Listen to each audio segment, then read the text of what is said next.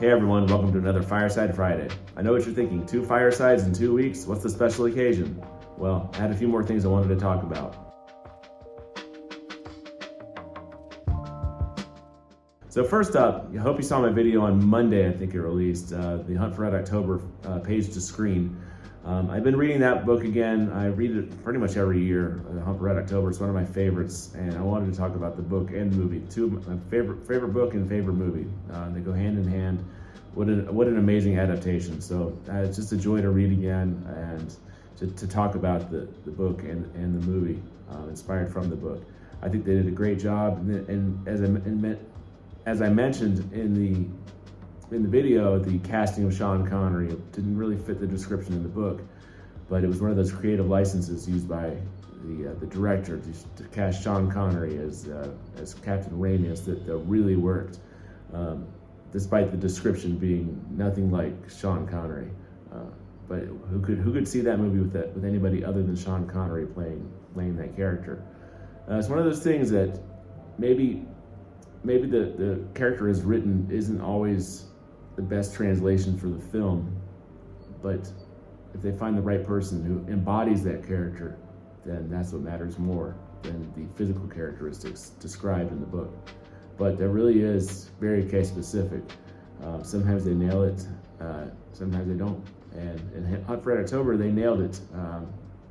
I thought anyway. What did you think? Have you seen the book and seen the movie and read the book? If you have, let me know.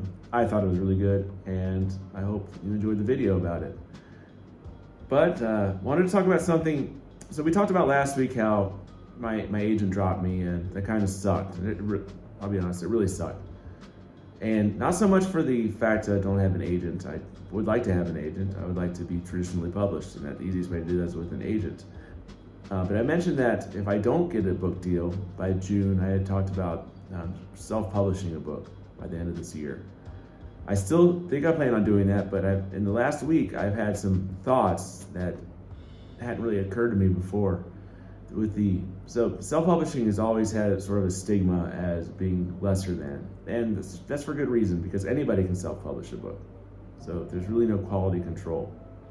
You can only control the work you put into it and the presentation you give, and I understand that, and so I think that I can put a good product out there with all the proper editing and the book design, the cover design, and then hopefully people will read the book and enjoy it. But with the rise of AI and AI created content, where do we really have any stopgap in AI produced work? So that's something that I've been really struggling with.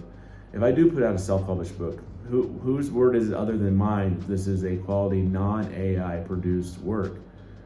And how do you compete that against all these other ones that may or may not be AI created? So the best way to do that is to have people read the book and tell you what they think and if they enjoy it. But how do you get people to pick it up in the first place when there's just a deluge of AI slop out there? So that's something I'm struggling with. I still think I want to self-publish if I have to. I would prefer to be, again, traditionally published. But we'll see. I'm still thinking about it and wrestling with it. I'd love to hear your comments. What do you think about it? How do you judge a book, whether it's worth reading or not? Is it only the publisher behind it giving a stamp of approval as not being AI generated or being quality? I know I've read published books that are not quality in the writing. The packaging might be great, but sometimes the writing's a little suspect. So it's something I'm starting to wrestle with. I hadn't really considered it before, and it's gnawing on me.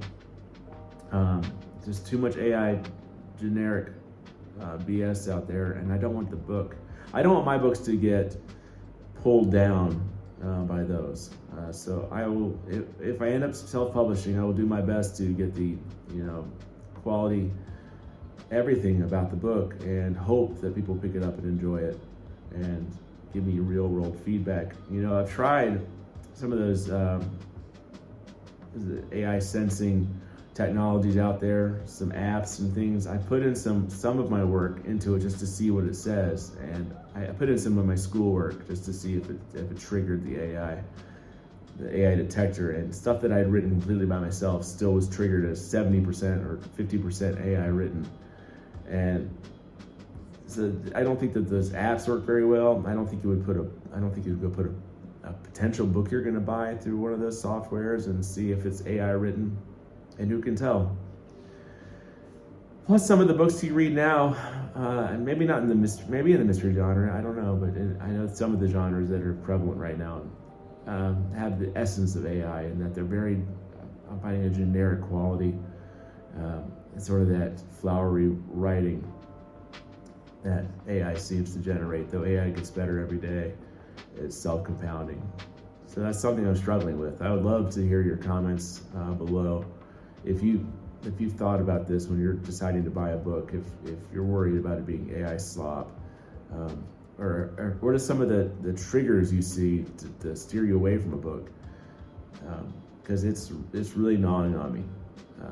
Because you can do all the packaging in the world to make it the quality book that you want to be out there to the world, and you know you put all of your own effort into it, and you have written what you want to write. But how do you break through? Which is already a very hard task to begin with. So that's kind of where I'm at in that thought right now. So yeah, AI's here. How do we get through it? How do we stand out from the crowd of AI generated crap or slop? The other thing I wanted to let you know is that school is getting pretty busy. I've got to write a paper. It's due here in a few weeks, maybe 6 weeks.